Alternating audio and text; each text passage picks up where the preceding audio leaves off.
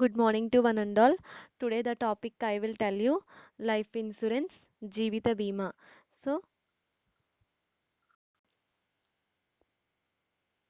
life insurance, Jeevita Bima, fourth unit లో ఉన్నాం, fifth semester.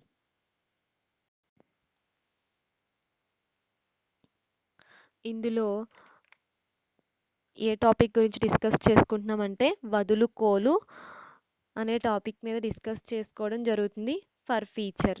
So ఇక్కడ ఏంటంటే ఫర్ ఫీచర్ వదులుకోలు. సో వదులుకోలు అనగానేమి అంటే వదులుకోలు అనేది అంటే ఏంటంటే పాలసీదారుడు తన పాలసీ మీద గడువు తేదీలోగా ప్రీమియంలు కట్టడం మానివేసినప్పుడు బీమా కంపెనీ అతనికి ఇచ్చే మొత్తాన్ని వదులుకోలు విలువ లేదా రద్దు విలువ అని కూడా అంటారు. పాలసీదారుడు తన పాలసీ మీద గడువు తేదీలోగా ప్రీమియం కట్టడం మానివేసినప్పుడు బీమా కంపెనీ అతనికి ఇచ్చే మొత్తాన్ని వదులుకోలు విలువ లేదా రద్దు విలువ అని చెప్పచ్చు. అయితే ఇక్కడ దాన్నే వదులుకోలు ఫర్ ఫీచర్ అంటారు. సో అదేవిధంగా నెక్స్ట్ వన్, ఇక్కడ ఎల్ఐసి పాలసీ తీసుకొని అంటే కొన్నాళ్ళు ప్రీమియం చెల్లించి పాలసీని వదిలివేయడం చాలామంది అలవాటు.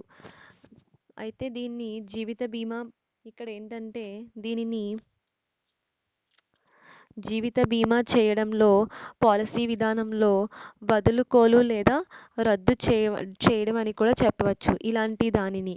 అయితే అలా కొనసాగించలేని పాలసీని సరెండర్ చేస్తూ ఉంటారు బీమా కంపెనీ వాళ్ళు.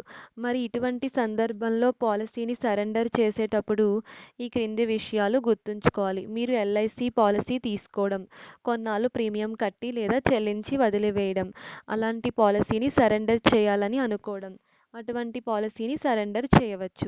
ఎల్ఐసి పాలసీ తీసుకొని కొన్నాళ్ళేమో ప్రీమియం కట్టి తర్వాత వదిలివేస్తారు. సో అలాంటి అలవాటు ఉన్న కొంతమందికి ఉంటుంది. జీవిత బీమా పాలసీ విధానంలో దాన్నే వదులుకోలు లేదా రద్దు విలువ అని చెప్తారు. ఇక్కడ అలా కొనసాగించలేని పాలసీని కొంతమంది సరెండర్ చేస్తారు. ఇటువంటి సందర్భాల్లో కొన్ని అంశాలు గుర్తుపెట్టుకోవాలి. ఎల్ఐసి పాలసీ తీసుకోవడం, కొన్నాళ్ళు ప్రీమియం కట్టి లేదా చెల్లించడం వదిలివేయడం, అలాంటి పాలసీని సరెండర్ చేయాలని అనుకోవడం, అటువంటి పాలసీని సరెండర్ చేయవచ్చు. కనీసం 3 సంవత్సరాలు ప్రీమియం చెల్లించిన పాలసీని life insurance corporation of India surrender చేసే వరకు అవకాశం కల్పిస్తుంది. 3 ఇయర్స్ ప్రీమియం చెల్లించాలి.